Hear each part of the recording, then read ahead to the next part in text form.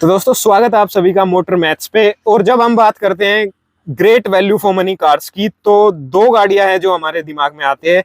अगर हम हैचबैक में बात करें तो स्विफ्ट और बलिनो, जो कि हमें लगता है कि solid value for money provide करती है उसके प्राइस के हिसाब से। लेकिन i20 के बारे में बहुत कम लोग हैं जो इसे एक as a great value for money product consider करते हैं। और उन्हीं में से एक हमारे साथ हैं कपिल भाई, जो कि 10 साल से i20 को ओन कर रहे हैं। और वो बताएंगे कि कैसे ये कार उनके लिए great value for money product साबित हुई है।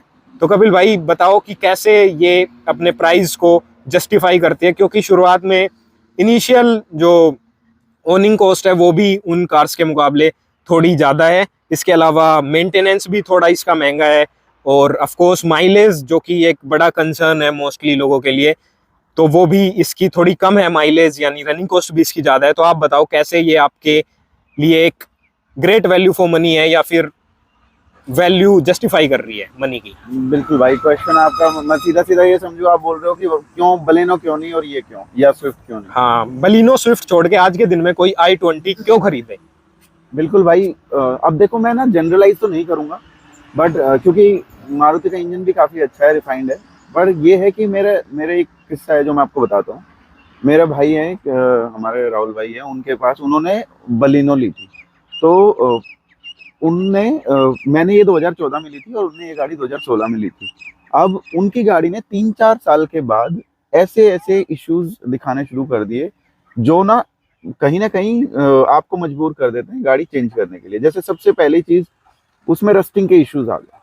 उसकी विंडो और डोर वगैरह बहुत हैवीली मेजरली रस्ट उसमें पकड़ गया, जिसकी वजह से रिपेयरेबल भी नहीं है। आप चेंज कराओगे अगेन फिर वो सेम इशू आ जाएगा, क्योंकि उनकी चद्दर में ही है, ये हल्की है तो।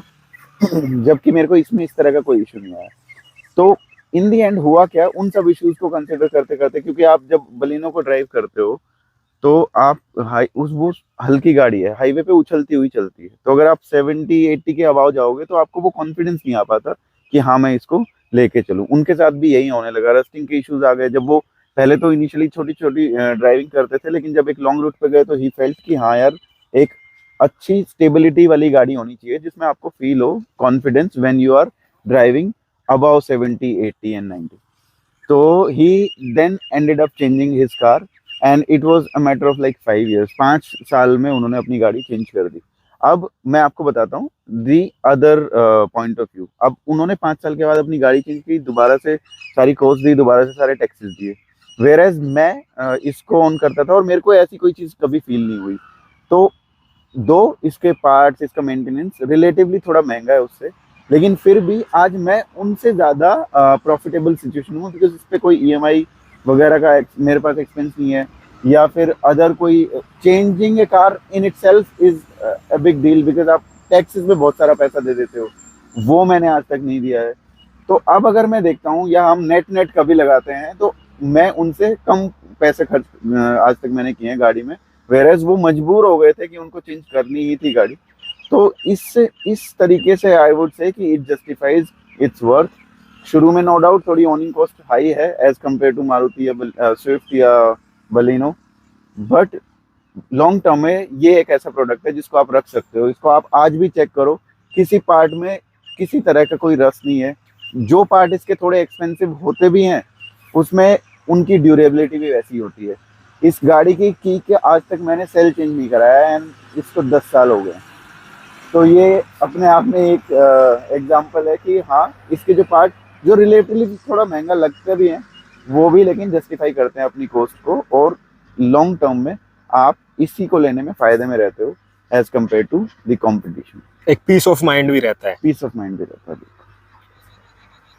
तो भाई नेट नेट बात ये है, अगर आपको अच्छी गाड़ी का ओवरऑल एक्सपीरियंस चाहिए, चलाने में भी, दिखने में भी, मजबूती में भी, तो आप इसको लो। नो डाउट थोड़ी महंगी पड़ेगी आपको, पर आप होते हैं ना, चारों खाना से सेटिस्फाई रहोगे। बट अगर आपको लिए माइलेज ही एक ऐसी कंसर्न है जो आपको चाहिए ही चाहिए, तो नो डाउट आपको वहां जाना चाहिए। मैं जनरलाइज नहीं कर रहा हूँ, पर ये किस्सा मैंने इसलिए बताया क्योंकि भाई के साथ हुआ था, और हम जब कभी बैठते हैं तो इसको डिस्कस भी करते हैं, and in the end we find कि मैं ज्यादा बेनिफिशियल सिचुएशन में हूँ as compare to him about the product as car. Thank you Kapil भाई अपना एक्सपीरियंस शेयर करने के लिए, अपने ओपिनियंस रखने के लिए। So this is it guys. अगर आपको वीडियो अच्छी लगी हो तो डू कंसीडर सब्सक्राइब, लाइक। बस यही था इस वाली वीडियो में। Will catch you in the next one.